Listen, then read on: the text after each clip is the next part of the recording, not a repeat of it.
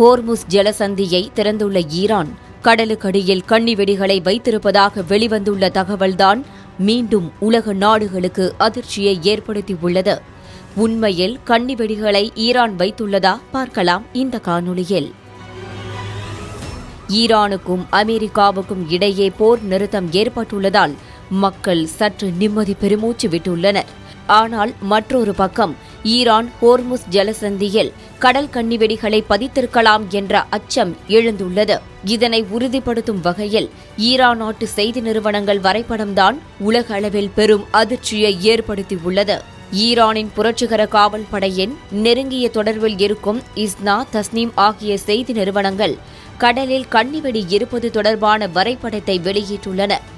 இது ஹோர்முஸ் ஜலசந்தியை பயன்படுத்தி வரும் உலக நாடுகளுக்கு அதிர்ச்சியை ஏற்படுத்தியுள்ளது. இதில் இந்தியாவும் அடங்கும்.